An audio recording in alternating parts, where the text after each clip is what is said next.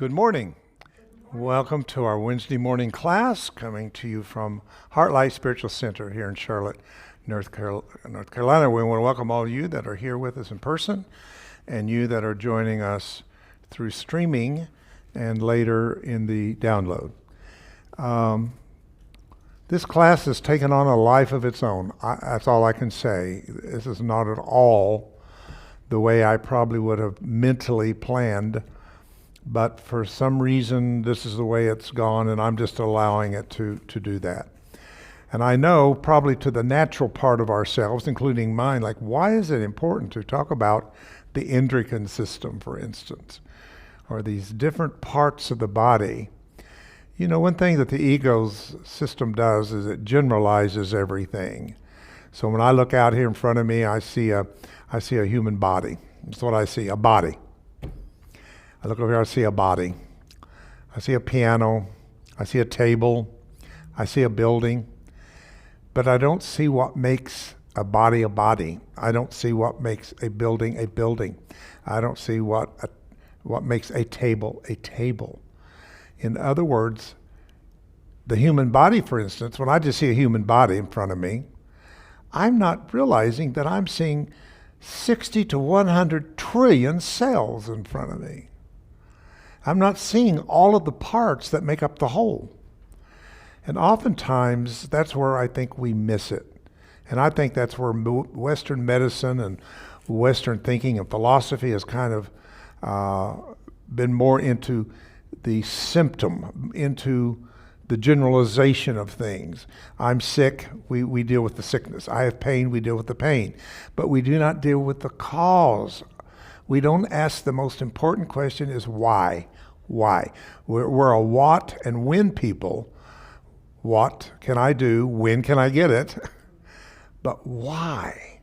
And that's been kind of put in me, in my consciousness, is I'm where I am today to make this exodus, this journey out of such deep fundamental Christian teachings that I was raised in to God knows what to call where I am now. I don't think there's a name anymore to call it.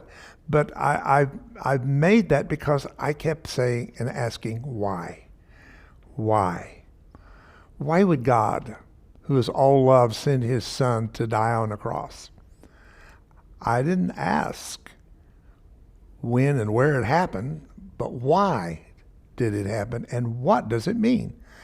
And it's through that I've been driven to seek deeper answers to things. So I used to have a saying for many years, but I think that saying doesn't fit. And that's the thing that's happening as we get more into Aquarius is old adages, old terminology, old concepts, constructs, and beliefs just don't fit anymore in the new paradigm that we're entering into. And one of those that I used for so many years was that faith never asks why. Somebody told me that back in the 60s, and I wrote it in my Bible, and I just stuck with this, faith never asks why. I don't think that fits anymore. I think faith does ask us why. And it's through the why that we do the research. It's through the why that we go into the area of cause. It is in the why that we start wanting and having a desire to remember our story, our past lives, our past life, however you see your totality of your story. And we accept things too easily. We accept getting old and having pain and dying as the norm. Who says that's the norm? That's the norm we have bought into. But maybe that doesn't fit in this paradigm. Maybe it doesn't fit that I get arthritis because my grandparents had arthritis. Maybe that doesn't fit anymore. Maybe it doesn't fit that all men get this and all women get that. Maybe that doesn't fit anymore. We're in a whole new paradigm, and the shape of the paradigm is different than the shape of the other paradigm. And now we are being poured into a new vessel, a new shape that's reshaping us on how that we see ourselves, how do we see each other, and how do we see a very changing world that we live in. So I'm saying all of that to say that being able to focus specifically on aspects of what makes up the body, rather than just talking about the body, has a spiritual significance.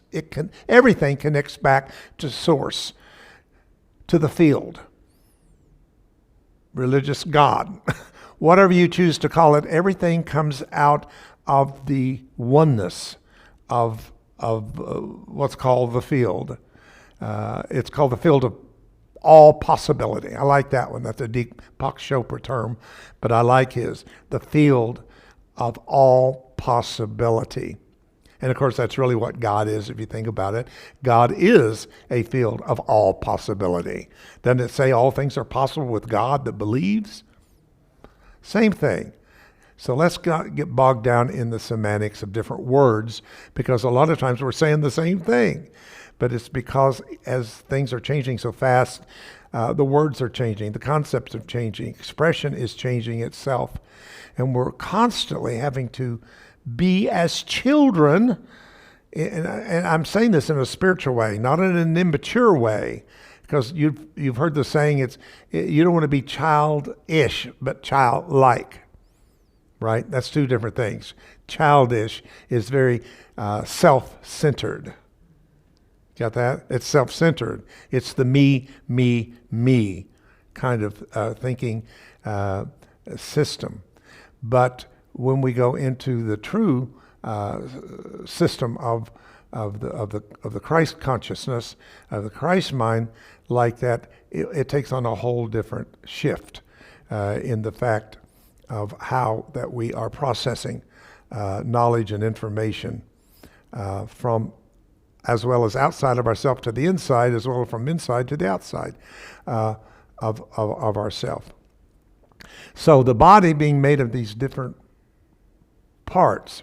Now what started this is starting out to study out of a book about body, mind, and spirit. And again, I'll remind you that I think the body, mind, and spirit does not completely fit the new paradigm. I think that we're coming out of a paradigm in which, again, we're separating things up too much. You know, body, mind, spirit. And we know that body, mind, and spirit is made out of the same thing, and that's energy. So everything is energy with three forms, okay? But don't make the form the identity, because then you will say spirit is separate from soul and soul is separate from body, because you got the body, mind, and spirit, right? Rather than dropping into the fact that everything is everything else at the level of energy. It's all the same thing. So unfortunately, religion did that to us when it divided spirit up from the soul and the soul from the body. They also took the deity, put it in the Father, the Son, the Holy Ghost.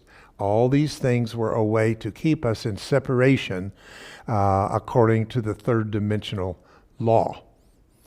So, and that's what we're here to learn as we leave third dimension, is how to heal this last bit of separation that we've even carried into New Thought.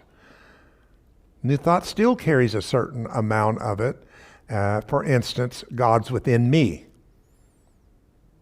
Now think about that. God is within me. Well then, if God is in you, then who is me? Me means I'm separate from God. Right? God is within me. Who's the me? So I think we're coming to a place where we're going to not have the inner and the outer and the up and the down and the male and the female, the Jew, the Gentile, all those kind of things that have polarized us. And that's what you're seeing in the world today that's showing up on the body politic, is the fact of polarization and how against each other we are. Well, that is the accumulation of ages of a mindset of separation that is emerging upon the body politic. It's our own pathology. It's come from our own selves as a collective species. I'm not putting it on you individually, but together we have manifested the world that we're seeing today. And many things that we have suppressed that we didn't want to deal with, we suppressed. And we kept suppressing it until it became so toxic that it's beginning to emerge out of the body politic. So it's a tremendous time of repatterning, or what's really called rebirth. Again, don't throw the baby out with the bathwater. There is something to this. You must be born again. Don't let them take that and make it into some Christian doctrine. But we all want to be reborn. So what I was saying, to be as a child means to be open, imaginative, intuitive, and learn to see things differently. A little child may take something you would throw away in the trash and take it out and make a horse out of it, and a cowboy, and or whatever. I mean, I've done that as a kid, just taking sticks and things like that and just made them to be whatever I wanted to be. And kids will do that if you watch them. They're playing with all kinds of little things, and they're not seeing them as trash or as what you're seeing it, but their imagination is so vivid that they can see it any way that they want to. And Jesus said, unless you become like a child, you can't enter the things of the kingdom. And the things of the kingdom is this. I'll tell you what it's not. And this is how the Bible puts it, but in the rough language of the Bible. The kingdom of God is not meat or drink. In other words, the kingdom of God is not objects that you can see with your physical senses. The kingdom of God is invisible to the senses. And the only way that you're going to be able to get into that kingdom realm is through imagination. Imagination. Visualization. And that is the part of your child that you don't want to lose, is the ability to take what you think you see and recreate it in your mind into what you want to see and desire to see. And that's really the power of creative thinking and manifestation of thinking. So, and I've told this 1,000 times, but the whole birth of Soma Energetics and the tuning forks and solfeggio and the work that we do today all came from my ability of using imagination. The first breakthrough that I had was I had to be put into a place where I had to imagine what I could not see. And it is in that place that I began to draw up images and archetypes and things that translated into techniques and training and manuals and all that kind of thing came out of that fact that I was able to not give in to the limitation of what I could see. When that first woman came to me and said, I'm from New York, in the boondocks of Ohio, which I thought was strange why she was there. I mean, this was a very sophisticated Irish woman with, she took care of Betty Davis. She took care of all the movie stars. She had quite a pedigree. But she loved my ministry. But to her to show up in the middle of Ohio, in this country place that I was in, she said because she was told I was to use the tuning forks on her. Because she had heard me on the tape of the month, talking about the solfeggio and all that. And she said immediately she knew she had to come and I had to use those tuning forks on her. And I didn't know how to use tuning forks. I had not been taught how to use tuning forks. I had no guru. I had no teacher at all within me. And I said to her the first night, it was a weekend meeting, I said, I'm sorry. Greta was her name. I said, Greta, I would love to do this for you, but I don't know what I'm doing. So the next morning, we had a Saturday morning class. She came and she says, I was up most of the night. The Spirit said, you must use these tuning forks on me. And I was put in such a spot. I didn't know what to do. Now, I could have held into that limitation that I'd drawn for myself that I can't. Are you following me? I'm not trained. I don't have an outside teacher. Nobody has shown me how to do this. I could have stayed within the confinement of that boundary, but I chose through faith, if you want to call it, to tell her, meet me this afternoon at 2 o'clock between the meetings, and we will play with the forks. And when I said play with the forks, something in me kind of came alive, and it was that childlikeness in me.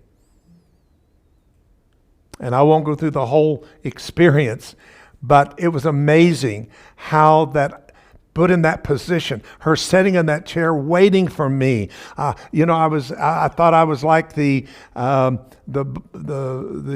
butterfly that's in the cocoon, and my wings are hitting the sides, and I'm limited and I can't get out of here. But through willingness and faith, 2 of the 12 powers, by the way, through willingness and faith, I broke through something when I became willing to even be made a fool. There's a place in the Bible that says, Paul says, I will be made a fool for Christ. The hero was with this woman that I really appreciate, I loved, and was a great supporter of my ministry.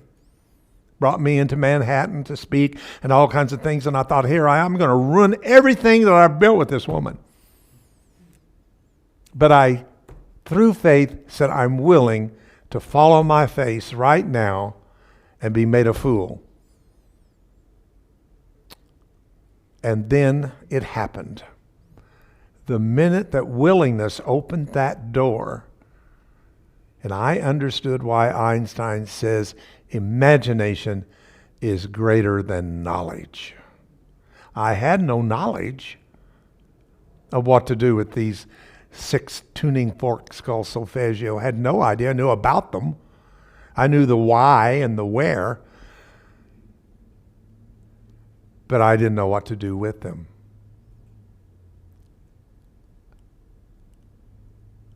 So as I went into allowing myself to imagine what it might be like to use them, I did the very first technique, I guess you'd call it, which was the balancing of DNA. And that imagination in me was not fantasy. It became the voice of my higher self. Follow me.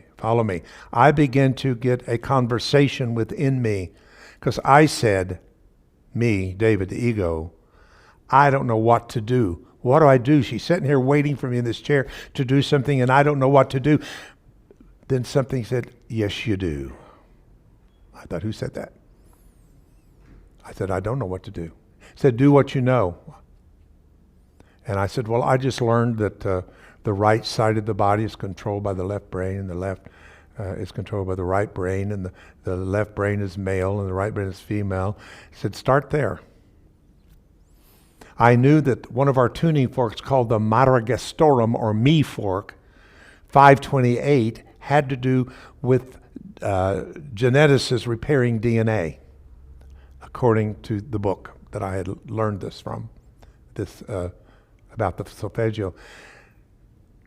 So I took that fork and I sounded it on the side of her mother, her side of her dad. Bottom line is they were totally different. One was so dissonant. Then I said, what do? I don't know what to do now. Because I said to her, I think it was the father, I said, on your father's side, you have dominant DNA that is entered into your personality and nature. And that's why you can't get rid of it, because it's not yours. It's coming from your genetic story. I thought, what in the world was I'm talking about? What do I do? I was getting in deeper and deeper. And something said, you've just learned about the heart chakra. And I had. How it is the balance between the higher and the lower chakras. It says, take the energy of the dissonant side of her father's side and take and let the fork move the energy toward the heart. And I put that fork in there, and lo and behold, it started moving to the heart, and it went back, and it kept doing it until, I'm promising you, I went like this, she went like this, and we just felt a shift. And I knew something had happened. And when I went back and tested, they both sounded equally. The dissonant was no longer dissonant, was resonant. That was the first thing that started 20 years ago, this technique called somaenergetics. But it would not have happened if I'd have given in to the boundaries of my human mentality that I had reached, to believe I'm not good enough for this, I can't do that, I'm not talented enough, I'm not smart enough, I haven't been trained enough. Lack. Isn't that what the ego does? It's a system of lack. I can't do it, I don't have enough money, I can't have this, I can't do that, I'm not smart enough. That is the ego's. And that's when you're pushing against the wall of the boundary that you've bought into. Like the butterfly feeling the boundary of the cocoon that no longer fits. But you all know, and I'm sure you've heard this, that if you get that butterfly out before it can be strong enough with its wings to break that cocoon, it'll die. It takes the struggle in the cocoon to strengthen the wings enough that when it comes out, it can fly.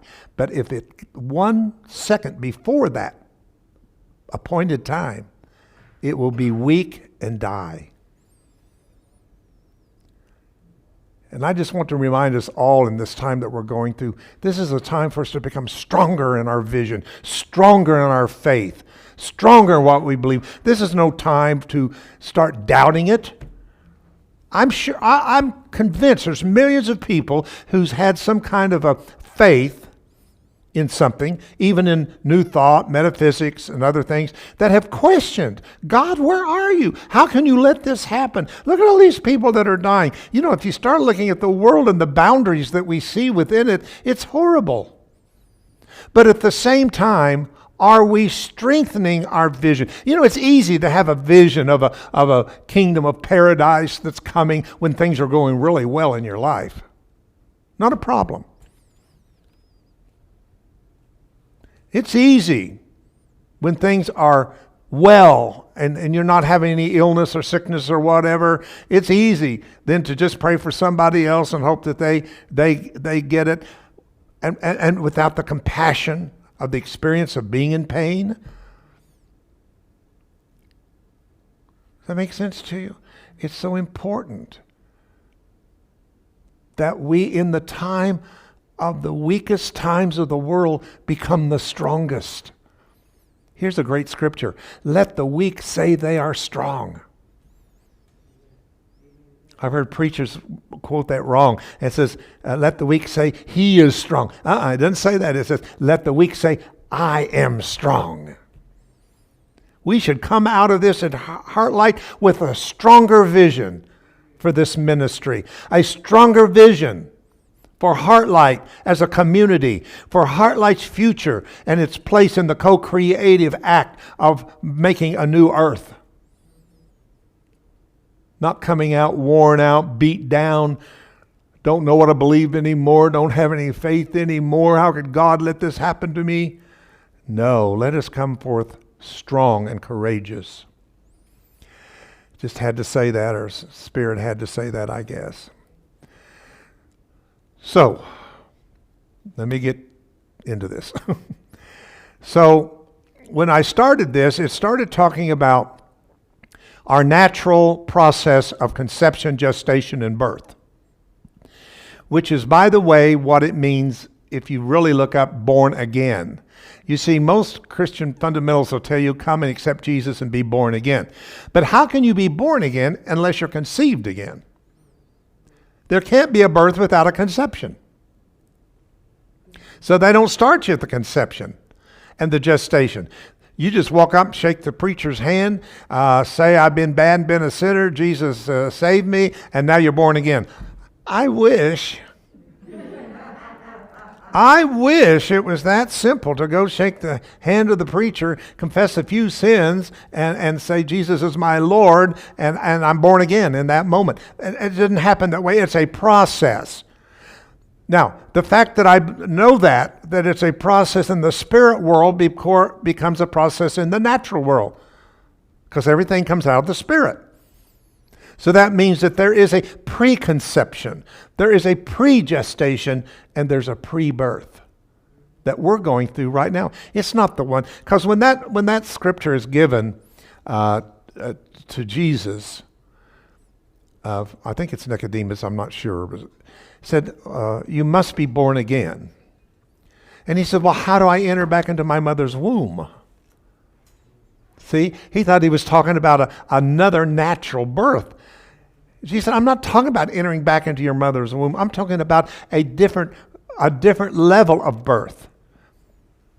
Now follow me, because when it says born again out there in the Bible, if you go out to the side where the, I don't know what you call that, but it's where there's notes out to the side of the scripture, it says born from above. Born again means be born from above. So I and others for a lot of decades have believed in the fact that we're in a rebirthing stage of humanity. That humanity is not only evolving itself, but it's rebirthing and repatterning itself as to what it means to be human. So please don't settle for this last 12,000 years of adolescent humanity. And that has been dominion over the earth, men over women, reductionism, domestication, classifying, putting everything in its label and place. We've had 12,000 years of that adolescency. But now as we're moving out into a spiritual, adult, co-creative, responsible stage of entering into the creation process itself, rather than being in it or it being in us, it becomes us and we become it. Get that? The only way that God knew we could become God was God to become us. And that's why God showed up in the human 2,000 years ago. Showed up. It's called incarnation. God, in the Spirit, incarnated into the human experience. You talk about a stable and all that story about Jesus being born in a stable of animals and barns and all that kind of stuff. That was showing us that he said, I'm going to love you so much that I'm going to put myself into your human, animalistic human experience. Do you get that? In other words, I'm going to give myself into something that is yet evolving. How do I say that? In other words, God didn't say, I'm going to enter into you when you're perfect. When you have no more addictions and you've got it all together and you're totally walking in divine perfect law, then I will think about coming in. He said, no, I'm coming in. No matter what the condition is of humanity. And I'm going to dwell in it until I am formed in you and birthed in you as you. And when you are born as me, I am. When I'm as you, then you will be as me. Does that make any sense to you? Father, make them one, even as we are one. So we're in a rebirth thing. So I'm saying all of that to, again, try to paint some kind of a background to all of this. That these patterns that have shown up as organs in the body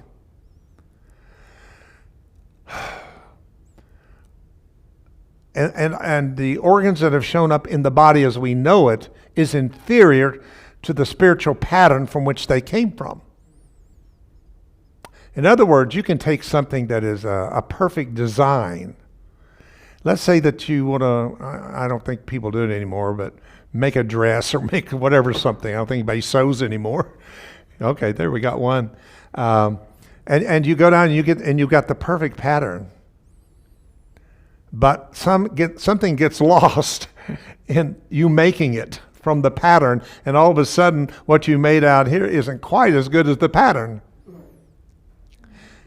That makes sense? And that's what has happened as energy, spirit, divine has come down through the lower frequencies and hit this dense earth realm. By the time it got here, it wasn't what it started out to be. It became only an image of itself. It became inferior to itself. And there lies the gap. The gap between the pattern and blueprint of wholeness and perfection to landing in an imperfect world and body. So what this is doing is taking us back into the prenatal patterns so that we can upgrade these different organs that we're talking about in our body to not be inferior, but to be fully activated to bring forth a spiritual purpose of repatterning us into the new species and the new human. And the first thing that we're dealing with is the endocrine system, which I've tried my best to get you to realize this is a very important part to start with. So let's get on to it. We've talked about the pineal gland. We've talked about the pituitary gland.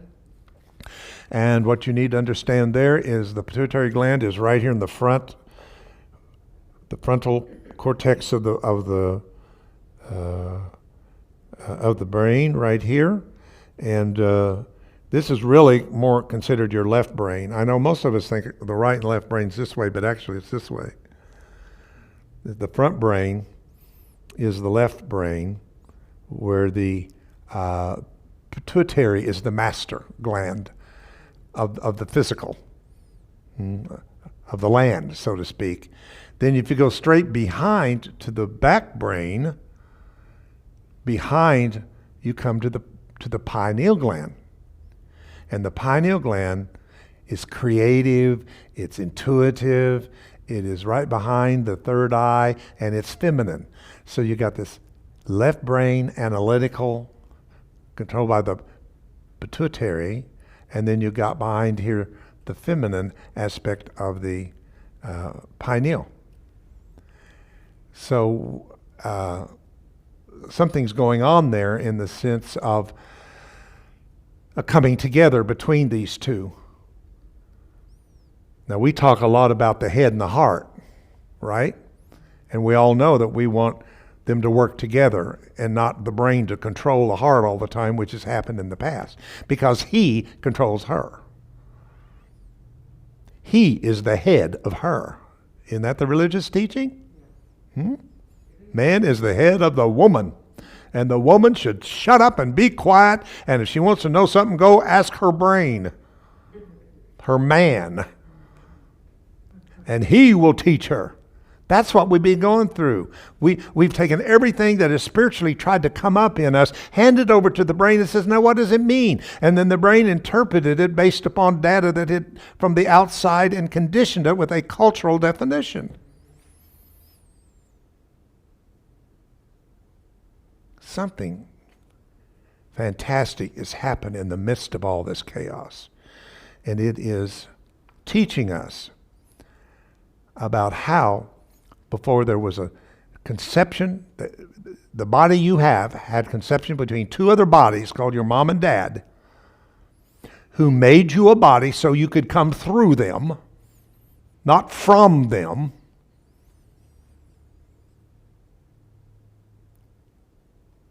I guess I would be seen as a stubborn kid. I guess. I don't like to think of myself as that way, but I was a different child. I just could not 100% conform to the nuclear family story. I just wasn't good at it. Now, I wasn't trying to be mean or do bad things or whatever, but I just could not buy into everything they told me is the truth. Even my aunt, being my pastor, I loved her. I wanted to believe everything she said, but I just didn't. When she did that old hell, fire, brimstone type teaching, I just sat there and I said, I don't get it. It's not working for me. So I never was molded into a body that reflects totally my culture. Not even my race. I've never been fully my race. I started dealing in the Native American culture growing up in Oklahoma. Then I got into the African American community very early in my life, and I have just never stayed within people who look like me, think like me, and act like me. I never stayed within the confinements of what it means to be a man or anything else. It just didn't work for me to just give in to it. But I came here to be on a quest, an adventure. And when you're here at HeartLight, you're on an adventure. As long as you got me, you're going to have an adventure. You're not going to hear the same stuff every Sunday, go through the same thing, and stay within the confinements of just think positive and everything will be great. I wished that worked, and don't think I haven't tried it. But I knew there was more. More. So, that's what we're doing here. Okay. We're going to go through the thyroid and parathyroid glands. Boring. Doesn't that sound boring? But let's see what it has to say.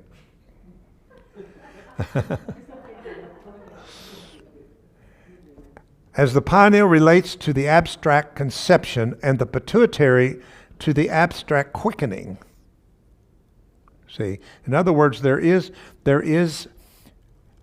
the pattern, it is a conception of a consciousness that is available before the natural conception, gestation, and birth even happens. There is a presence with it. And that is the authentic you. You are already there before this other begins. Why? Because you were conceived in the mind of God. You lived through gestation in the mind of God, and you were created and birthed out of the mind of God spiritually.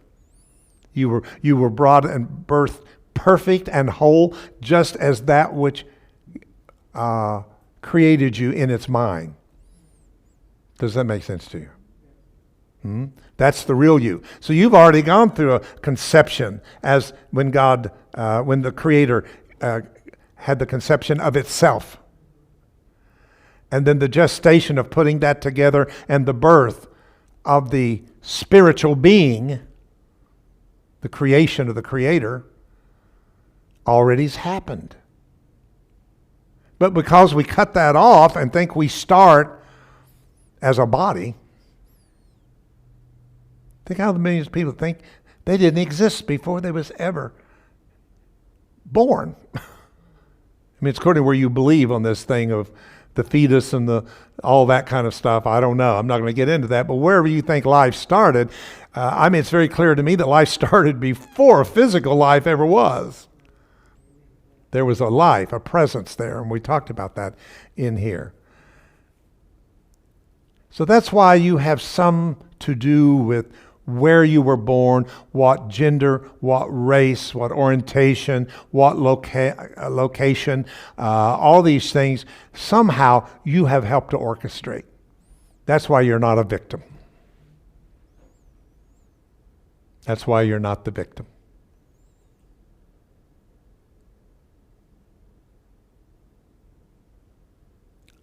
I don't care if you disliked a parent or was abused or somebody ran off and deserted you or whatever. For whatever reason, you are part of the orchestration of that for a higher purpose. One thing it did, it kept you from falling fully. and following that rabbit hole into the boundary is within my tribe. Some people, that's everything. I know people get mad at me right now because I know we love our families and we love our grandkids and we love our kids. And I do too, but not to the point that I'm going to give away my power. I loved my parents. I had great parents, but not enough. When my dad said to me, I'm taking that white Fairlane Ford convertible with turquoise leather seats from you, if you leave here and go out and start preaching, I'm taking your car away. And I love that car. I just got it for my 16th birthday. It was beautiful. But something in me said, Dad, I love you. But not more than the call that is burning in my heart and soul. And I walked off that day, got on a train, and went to Wilmington, Delaware at 17 years old. Ended up living in an old YMCA room, scared to death to go down to the bathroom. There was such crazy characters in there and whatever. Got done by the preacher who had me come because I was supposed to be an organist. Got done dirty. Ended up being used as a janitor to go and start the fire in the whatever. Anyway, all of that went on when I could have been in my white convertible in my nice room with my parents and all the wonderful home-cooked food that I missed. I could have been there, but I wasn't because a new conception was taking place in me and I was getting ready to be born from a different source. I hope you hear me. I hope your heart hears me. My spirit hears me. Why? Because I was found in God before the foundation of the world and found holy and blameless. Found before the foundation of the world. It's even in the Bible that tells you of pre-existence. And yet a lot of them don't believe in pre-existence. And their own Bible is so clear about it. So as the pineal relates to the abstract conception, the pituitary is the quickening. So the relationship of these two glands enables man to come into being. Okay? So that's why it's important that we started out with the pineal and the pituitary gland, because it is through them that we actually come into being. The third slowing down, see, each one of these glands is a different way of abstract slowing itself down to begin to take on form. To become form. It's a process to become form. The third slowing down of the energy takes place at the neck, the point that corresponds to the abstract birth physical conception, the entry of the being to be into physical matter. Now, the thyroid and parathyroid glands lie in the neck. Now, immediately when you go into a part of the body, what chakra are you going to go to? Throat chakra. Of course. Throat chakra. Okay.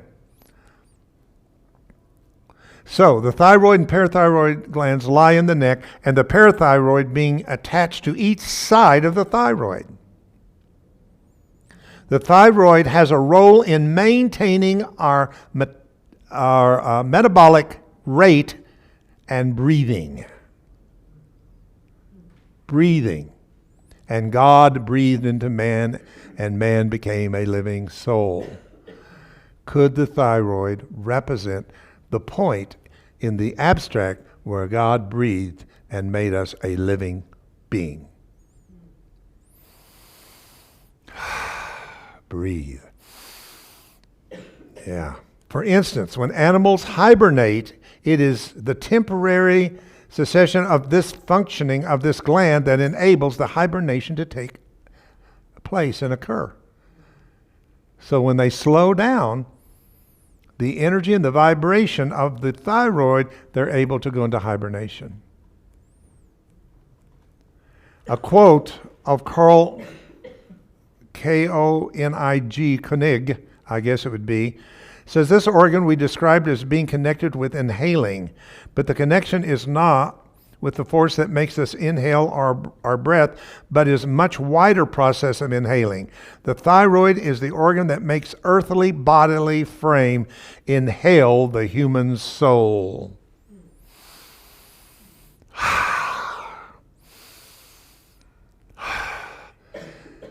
Breathing in the human soul, by means of which the human soul wakes up within the body.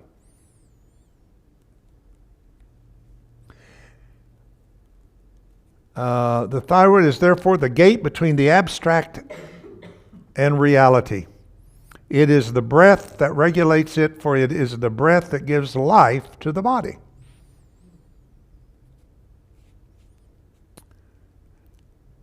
In the past, it was explained how the neck is the bridge. Think about it. Mind, body, bridge. What connects your thinking center with your doing center is through the neck. Spinal cord, cerebral spinal fluid. All of these is what flows and brings information up from the body to the brain, or from the brain to the body. All communication is done through that network, and also through the neural network of the nervous system.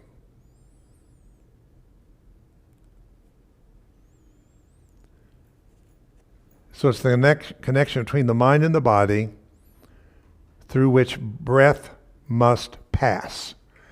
Now, I just saw a thing on Gaia not too long ago. I can't think of his name. He's really famous. He's excellent. But he was talking about when you breathe up to your chest, that actually it's going up and activating and lighting up the pineal gland. I just thought that was interesting. I just remember that on the talk. I'm gonna look into that a little bit more. So in addition, the parathyroid gland keeps the rhythm of inhaling. So when we tell you on Sunday morning, all right, let's all breathe, let's exhale, let's breathe, and then pretty soon we say, find your own breath. That means you return back to your personal rhythm.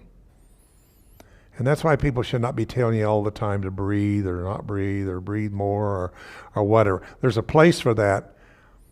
But I've taught all of our practitioners, don't be telling people all the time, breathe. You breathe and see if they'll breathe with you. In other words, don't take them out of their rhythm of breath and try to entrain them to your rhythm of breath. Everybody has a certain rhythm of breath. Even though this is a small gland, the rhythm gives man the equilibrium he needs for unfolding his earthly state of consciousness. Now, if you stop and think how many people have thyroid issues, it's huge.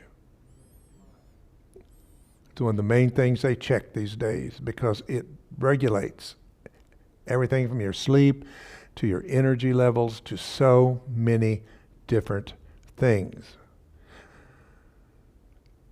So again, take this from the natural back into the spiritual and realize that the spiritual aspect of this organ is to keep us in a state of balanced consciousness.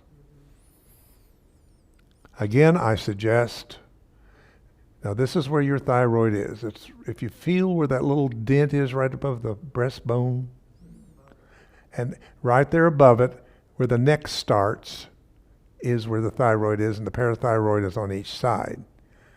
It's kind of cradled in there. So if you have an ohm tuner, use it on there. Keep it by your table, on your table, by your chair that you sit in, and once in a while pick it up and hold it on there for about 20 seconds or so, 2 or 3 times, and activate that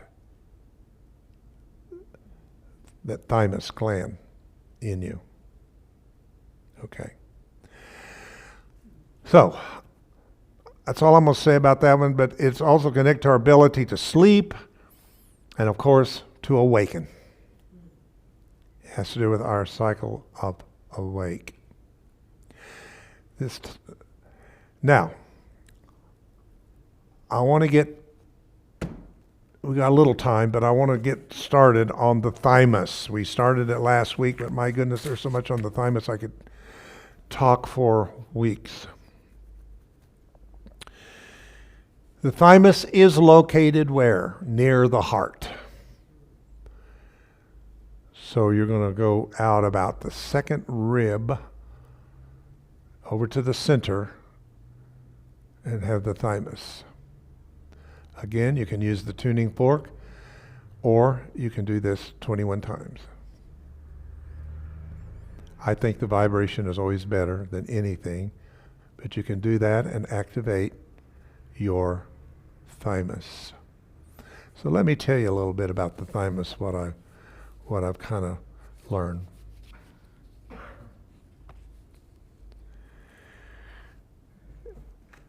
I'll share this with you. This is really interesting.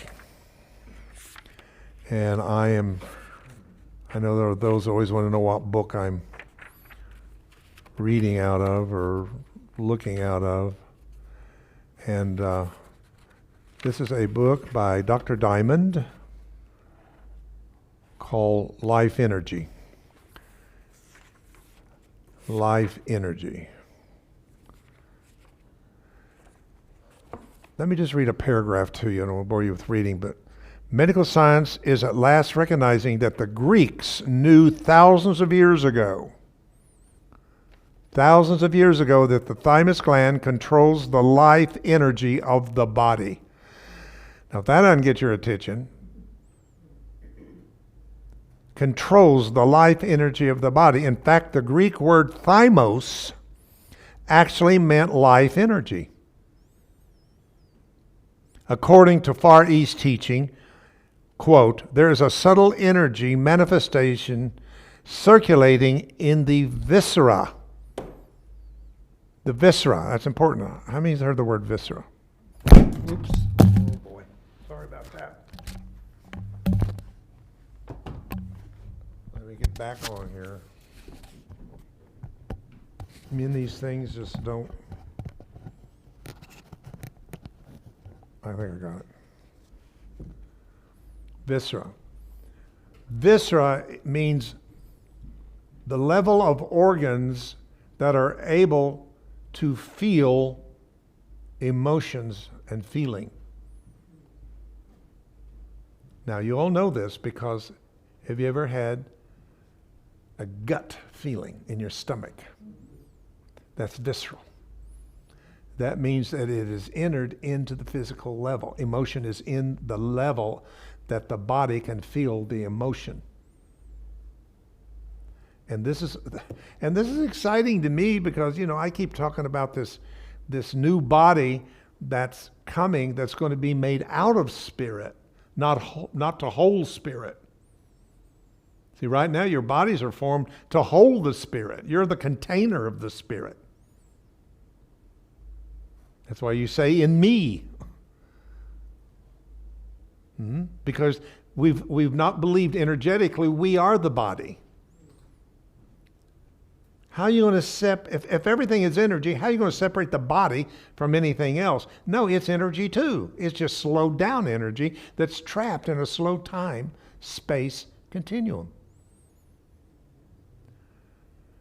But spirit is always trying to become. My time's going to be gone here in a minute. And that's why I've done so much teaching on this idea of the Word made flesh. Everybody uses that. Even people that are not Bible, Christian people, I don't think they know where it comes from. But I hear it in movies, I hear it in all kinds of places that people use this term, the Word is made flesh. So the pattern that ended up as being your thymus, for instance, what is that pattern that became the physical thymus that holds the spiritual purpose of us having this new body? So I invented this word splesh because I married spirit and flesh together, just like I did creation and evolution into crelution. I put these two words together into one and said there will be a time, and again, when I make these kind of statements, I have to have a reference point. And that's why Jesus, Yeshua, is my reference point, because I believe he's the pattern. I believe he did it. I believe the spirit that was in him became his physical body. And that's why he said to them, if you want to know who I am, touch me. For what I am in here, I am out here. There is no inner, there is no outer. He did it. And that's why he's our example and our sample of what it's going to be like to have this new, what's called glorified body or light body or Merkabah or whatever you want to call it. But it's trying to come forth. And now it's hit the level in which we're beginning to feel it in our body. Listen to your body right now. It's giving you a lot of signals. All your feeling emotions are not in your head anymore. They're in the cells of your body. They're in the organs of your body. This is why it's important that we should go through and understand. You know, I know Louise Hay was one of a pioneer that took all of the different things that happened in the kidneys and this, that, and another, and then gave a spiritual purpose for it and whatever's going on. Yes, that was going the right direction, absolutely. Absolutely. Why do you have kidneys? Why do you have what you have? What about these organs? Why do we have a pancreas so we can get diabetes? Some of us. What's going on there? What does it stand for? What is the viscera telling us? The thymus gland lies beneath the upper part of the breastbone in the middle of the chest. Until the 1950s, little was understood about the thymus. You realize that a lot of this stuff's happening in your generation? Pineal gland was not seen active until around the 60s and the 70s. So much breakthrough has happened in our generation.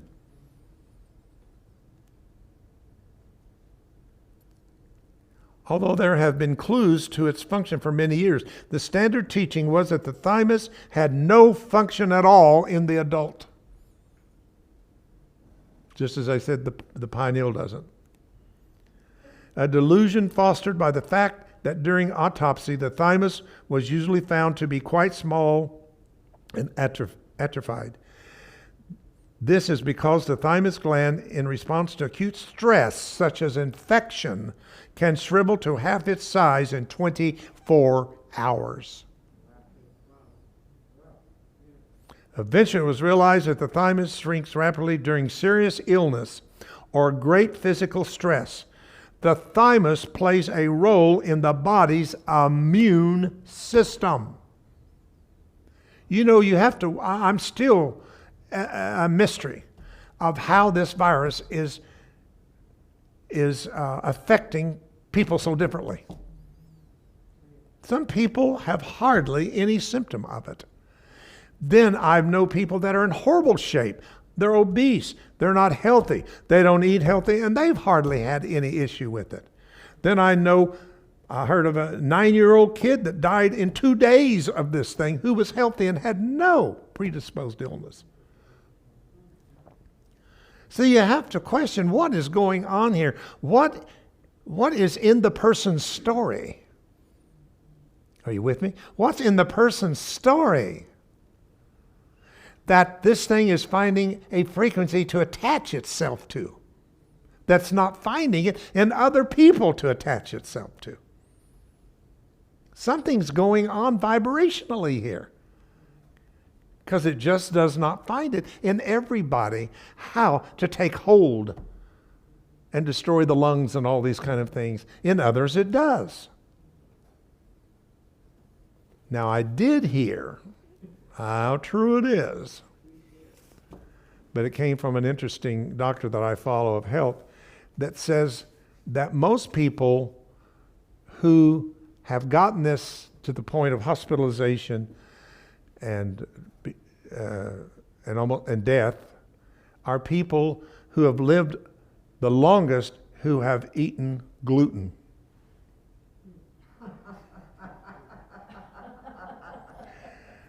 Don't kill the messenger. I don't know. But in other words, he was saying there are certain things that we've been eating so long that we are so unhealthy by the time we get to 50, 60 years old that we're more apt to get something like this, whereas kids aren't getting as much because they don't have that many years of eating the stuff that we've eaten in the Western diet. I thought that's just an interesting thing to contemplate. I don't know that to be a fact, but I'm just trying to figure out what is it in people's story, what frequency is showing up to attach it, that this non-living thing, and it is a non-living thing. A virus is not a living thing. No. Look it up. Check it out. Virus is not a living thing. Those little spikes, though, once they get into you, then they live. So they're living with our level of life. Mention this. That just came out from the news. UNC Chapel Hill thinks they have a medicine that can help people who have COVID. There are things that we're not hearing about. Yeah, I mean, it was just in the news yesterday. That's available. Anyway, can I say? I want to stay on the thymus. We've got a lot that I want to tell you about it and how important it is and how it's distributing life energy. We call it chi, we call it ki, we call it many different things, but it is the life energy that keeps you alive. Life in you gives you a way to live. And when that life energy goes down and it's not inbound, our living shows it. Our living part shows it. And that's where we get into a lot of issues. So the universe is speaking very loud right now. I don't think we understand the language that the universe uses. And it doesn't always have to be broken down into a language the brain understands. But sometimes what's in the cell can get it better than the brain. And that's why you have these cellular expressions, visceral. So listen to where you hurt in the body or what's going on in the body. And of course, we get enough into this. This gives us, it decodes the language of most every illness and disease and everything from what happens to our knees, to our legs, to our arms, is all telling us about something that needs to be quickened in our life story.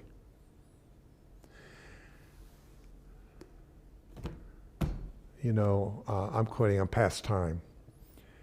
But I heard that people will never really get over the level of anxiety that is here today, and especially kids, without going into past life aggression. Yeah. What's coming up now is so in the collective story that it's, if you try to just figure out what's going on in this lifetime, and it started back here, you'll stay in therapy for the rest of your life. And that's what happens is we keep doing the same thing over and over because we're not putting the axe at the root of the tree. The why. All right, let's take a moment just to turn this over to the altar of our higher self and realize that I am not your teacher with a capital T, but we awaken the teacher within all of us. Holy Spirit, just take all of this, all of these words that we attempt to use to interpret your voice with these inferior terrestrial earthly languages, And the language you use is the language of spirit. It is the language of knowing. It is the language of quickening. And now we know you're bypassing the control center of the brain, and you're ruling from these different parts of the body that were formed with specific spiritual purposes for this time of transition and for transaction. So today we ask you to quicken the thyroid, the parathyroid, and begin our quickening of the thymus as we learn more and more about it, that it become quickened in us to bring us to a different level of health and a different level of how we circulate divine energy, life energy throughout our physical body. We ask this knowing that it already is been accomplished in the heavens, so let it be done in earth. And so it is. Okay. Thank you for, if you're still on with if you're still on with us, thank you for joining us. Again, I encourage you to continue to support the class. You did it. We did it last month again, and that's amazing. I'm proud of all of us for being faithful and being supportive to the vision that we hold here at HeartLight. So if you have something you want to give today, that's fine. If not, you that are joining us can send it here to, or put it on a credit card or PayPal. So until next time, Sunday is 11:15 is our service. Join us, tell somebody. And I'm going to invite you to share some of these videos, whether it's the Wednesday or the Sunday. Share it to your friends. Put it out there. Let's spread it a little further. If you dare. If you dare. You'll find out who your friends really are. All right. Thank you very much.